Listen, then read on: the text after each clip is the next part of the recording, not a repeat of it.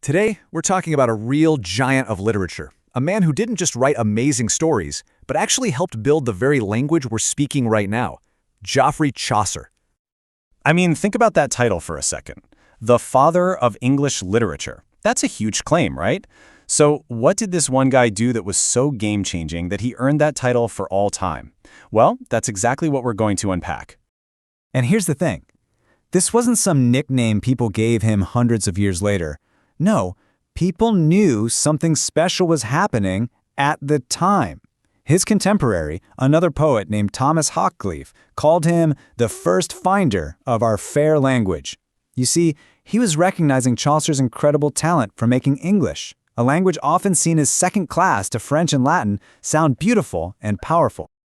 To really get a sense of his impact, let's just start with a number. 2,000. That's roughly how many English words show up for the very first time in Chaucer's writing. I'm talking about words like galaxy, universe, pillow, even Twitter. It's mind-blowing.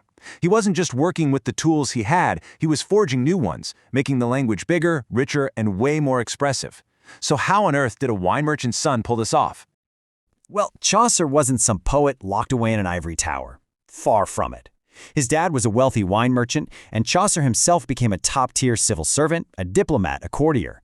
This guy had an all-access pass to every single level of society, from the fanciest royal courts to the grimiest London alleyways. And you better believe he was paying attention. And all that people watching, all those observations, they all poured into his most famous creation. And please, forget any image you have of some dusty, boring old book, because at its heart, it's one of the most brilliant and flat-out entertaining ideas ever. Yep, if you want to understand Chaucer's legacy, the number one piece of evidence is right here. It's his incredible and famously unfinished masterpiece, the Canterbury Tales. So the setup is pure genius. You get this big, diverse group of people from all walks of life, and they all happen to be at the same inn. They're about to go on a pilgrimage together, to the shrine of St. Thomas à Becket in Canterbury. It's basically a medieval road trip, complete with stories, fights, and some seriously unforgettable personalities.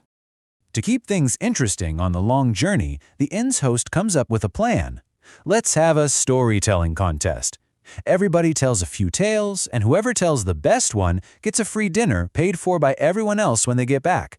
It's such a simple, clever idea, and it becomes the perfect excuse to unleash this incredible collection of different stories and voices. But here's the twist. This was so much more than just a bunch of fun stories.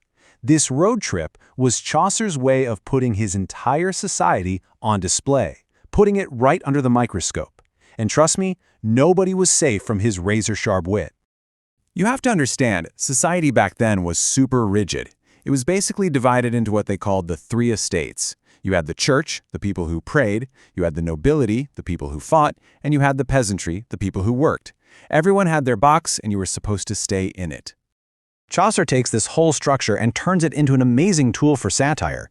His work is what we call estates satire, which is just a fancy term for pointing out the huge and often hilarious difference between how people should have been acting according to their social role and how they actually were. And this, my friends, brings us to the best part, the pilgrims themselves. These are not cardboard cutouts. They are messy, funny, flawed, and feel completely, utterly real. So to see this genius in action, let's just zoom in on two of the most iconic pilgrims. They could not be more different, and they perfectly show off what Chaucer could do. All right, first up, we have the force of nature known as the wife of Bath. She's a successful businesswoman, she's wealthy, she's loud, and she basically takes every single rule about how a 14th century woman should behave and just blows it to pieces. Get this, she's been married 5 times, and she's not one bit ashamed. She actually argues that her life experience is way more important than what's written in some old book by a man. And her big idea? What women really want in a marriage is sovereignty. Control.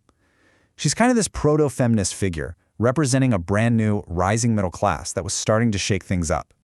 And then, in the complete opposite corner, you have the pardoner. If the wife of Bath is challenging the social rules, the pardoner shows the absolute corruption rotting away at the heart of the most powerful institution of the time. This guy's job is to sell official church pardons for sins, but he's also running a bunch of side hustles. He sells fake holy relics. We're talking pig bones that he claims belong to saints. But the most wild part? He straight up tells the other pilgrims that he's a total con artist, that he's only in it for the money, and that he preys on the faith of good people to get rich. And then, and this is the absolute kicker, after admitting he's consumed with greed, he proceeds to tell this incredible moral story with the theme, greed is the root of all evils. The nerve, the hypocrisy is just staggering. And through a character like this, Chaucer is doing more than telling a story. He's exposing a deep-seated corruption that everybody knew was there. Okay, so let's tie this all together. Let's go back to that big question from the start. Why Chaucer? Why is he the father of English literature? It really boils down to three huge things. 1. He chose to write in English, showing everyone it was a language worthy of great art. 2. He didn't just create characters, he created people.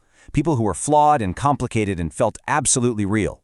And 3. He used his wit to create social satire that held up a mirror to his world, a move that would influence writers for centuries to come. In the end, the reason these characters still feel so alive is because, well, they're us. They're greedy and noble, hilarious and hypocritical, and full of contradictions.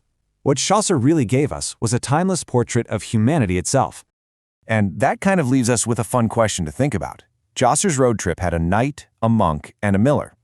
If he were writing the Canterbury Tales today, who would his pilgrims be? A tech billionaire? An influencer? A reality TV star? Who would be on that bus? It's pretty interesting to imagine.